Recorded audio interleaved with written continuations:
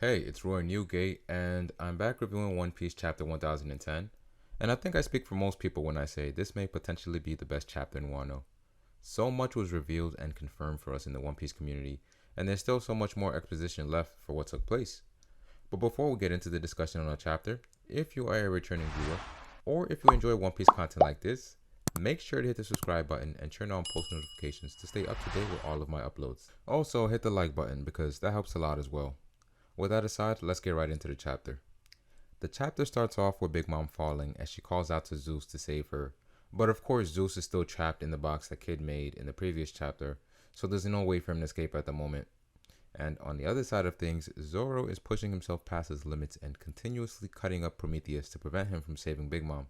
And Law even has this expression of the utmost shock that Zoro is able to continue fighting, even after the attack that he took in the last chapter. Even saying he wouldn't be surprised if every bone in his body was broken. But this is what we've come to expect from Zoro. We haven't seen him put in this position for hundreds and hundreds of chapters, but now that he is in the fight for his life and the lives of everyone in the Alliance, he is once again forced to do the impossible. And as we move along, Kaido looks to help Big Mom and attacks Zoro, which forces Law to switch spots with him in order to save him from getting taken out. But in the process, Prometheus was freed, and this allowed him to hurry to Big Mom's aid. In the middle of this though, we see Law use a technique that he has never showcased before by the name of Curtain. I think this serves to show that Law has been getting better with his devil fruit and has grown stronger.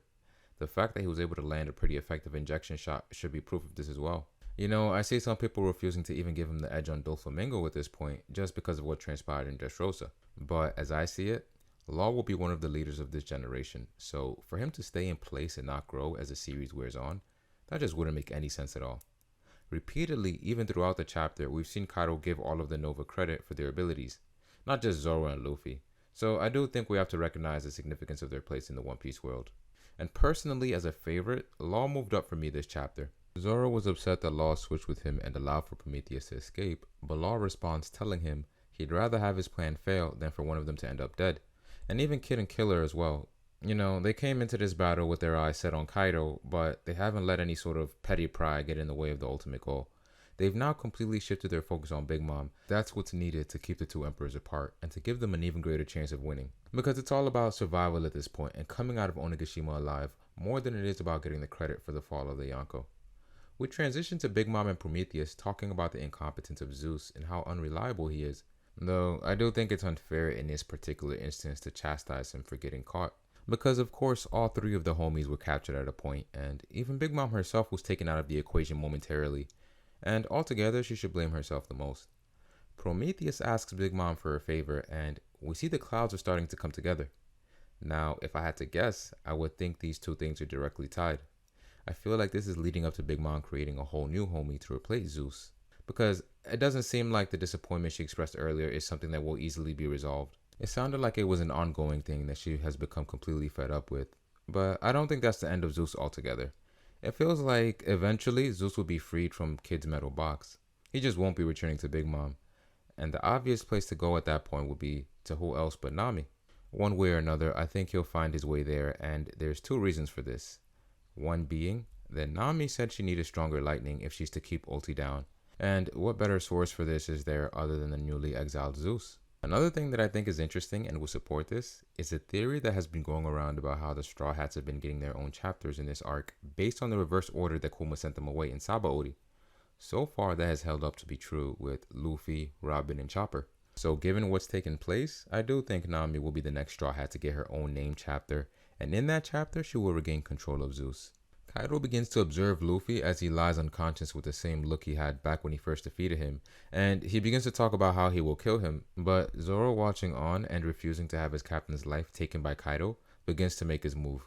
And this is when we see the return of a form we have all been waiting for. In fact, 1010 marks exactly 500 chapters since the last time he used it, and I wouldn't call that coincidence at all. We know how meticulous Oda is with these things, so this was definitely all planned down to the chapter number.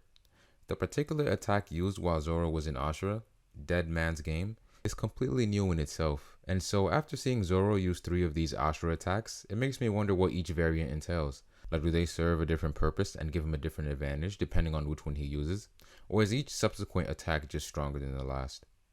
We see that this attack in Zoro's weakened state was still so powerful that it was able to give Kaido a permanent scar, So after withstanding the strongest attack in the series and being severely injured, Zoro was able to replicate one of Odin's greatest feats, which honestly has me rethinking how I see Zoro. But that has become a recurring thing for every chapter he's in. He just continues to exceed expectations time and time again.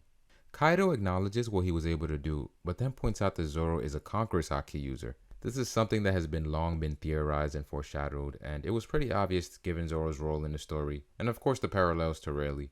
But I don't think anyone could have foreseen this sort of reveal, especially given how the Haki has conventionally been revealed for other users.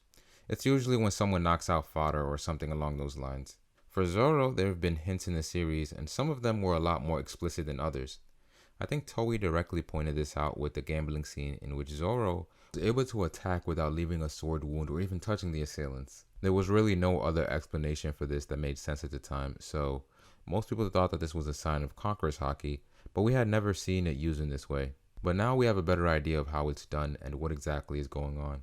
What I'm trying to figure out about this though is if Ashura has always been a Conqueror's Haki technique, or if he just recently began to unknowingly imbue his attacks with it.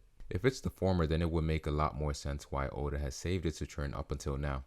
If Zoro has been able to win all of his matchups pretty easily without it, it just goes to show how dangerous it would be if he used it all the time. And perhaps this understanding of the technique will lead him to figure out how to use Conquerors with all of his other attacks, making him an even bigger threat than he already is. Kaido continues to express how impressed he is with the supernova, but also disappointed that they didn't join him because of the things that they could have done together, like taking over the world. So I think this just further shows how much potential they all have. Because of course, they'll make it out of this island alive and continue to grow and reach even higher heights. Moments after this, we hear Luffy's voice in the background commenting on Kaido's words and says they would never go with him because they love samurai. He continues with the realization that he made after taking the attack from Kaido. It hit him in that moment that the attack was infused with Conqueror's Haki, so he should be able to do the same. He had already learned how to use advanced armament Haki and pretty effectively as well, but there was still something missing. As Kaido begins to attack him, he points out that only a handful can use it in this way. So among even Conqueror's users, there's a select few that can weaponize this Haki and strengthen their attacks. So considering some of the confirmed users that we know of, I'm wondering which of them have this skill. Especially Boa Hancock, since we haven't seen much of her at all. It does make me think her ceiling is a bit higher than I expected though. Luffy dodges Kaido's attack and counters with a kick without even touching his club, which is similar to what Roger and Whitebeard did in their clash. So this confirms to us that the reason Roger and Whitebeard's blades did not even touch is because they were clashing with their Conqueror's Haki. So what Luffy is doing is infusing his advanced armament with his Conqueror's Haki to make his punches stronger. And I think also what's going on here is that he's breaking through Kaido's Conqueror's defense.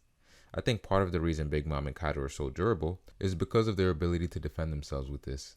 The fact that Big Mom is in a weakened state and very easy to damage when she is not in the right mental state adds to this idea. Otherwise, she would just naturally lose durability in random moments. Similar to how when the Skybbers attacked Kaido, it became a lot easier for them to get through his defenses. Him having the visage of Odin clouding his mind left him susceptible to damage.